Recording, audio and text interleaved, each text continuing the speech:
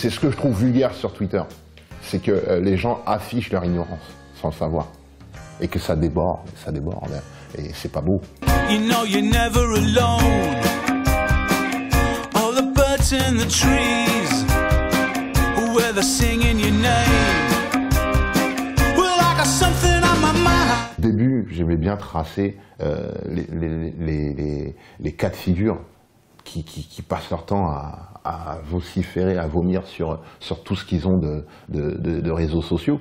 Et on se rend compte que c'est des gens très tristes, des gens qui n'aiment pas vraiment le monde, qui ne prennent jamais de conversations importantes, qui prennent jamais part, qui ne font que se plaindre. Et en fait, c'est la seule cellule d'expression qu'ils ont. Et c'est quelquefois la seule à travers laquelle ils peuvent vivre. Donc quelque part, la gestion du haters, je sais qu'on en a tous des haters, Oui, c'est l'analyse et finalement la pitié à l'arrivée pour les désamorcer. Moi je garde toujours la distance. Je garde toujours la distance parce que je n'ai pas le temps et que les haters ne savent pas à quel point j'en ai rien à foutre d'eux. Je les vois comme des objets d'étude. Je les ai vus comme ça parce que une fois, au début de Twitter, il y avait quelqu'un qui m'avait injurié.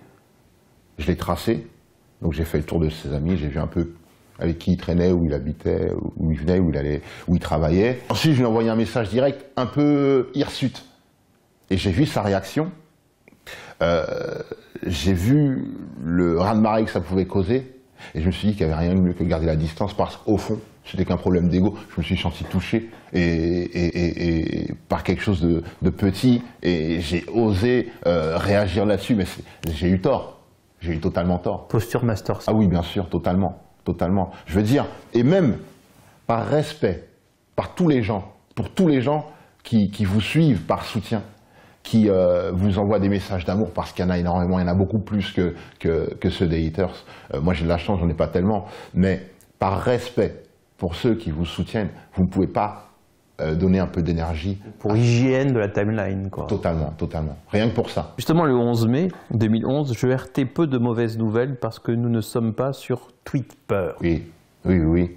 Bah, justement, je me refuse à aller dans le sensationnel, sauter sur des événements, prendre part à des discussions qui ne mènent qu'au gris.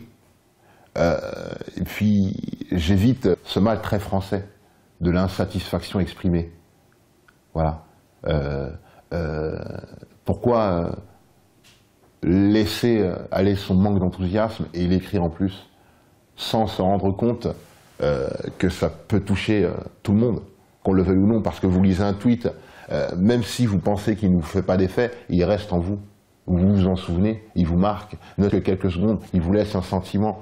Donc, il faut avoir notion de ça, conscience de ça, que vous donnez un peu de vous à travers les mots, même beaucoup de vous à travers les mots. Pour toi, sur Twitter, peu de gens se relisent. Ben, ça va tellement vite, il faut donner il faut tellement faire attention. On n'a pas le temps de faire attention à ce qu'on écrit, à la vitesse où les choses se passent.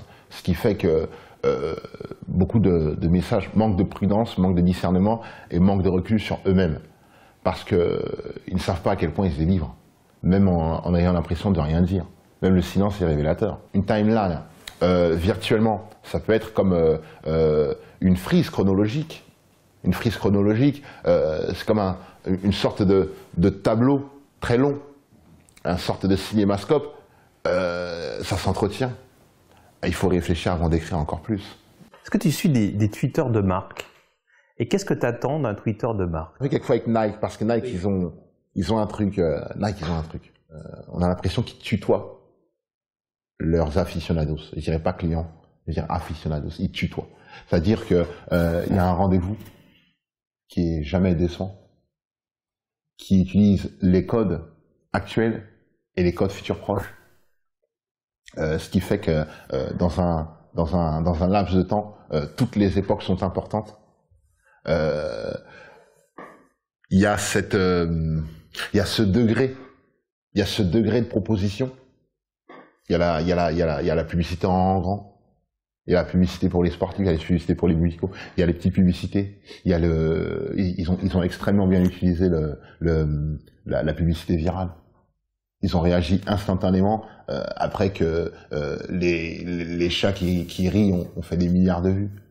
Ils sont toujours à l'heure. C'est-à-dire, c'est très. J'observe beaucoup sur Internet quelque chose qui est fantastique aujourd'hui et qui est minable le lendemain. Et le plus difficile à garder, c'est la constance. La constance, tenir l'attention, ce concept de rendez-vous.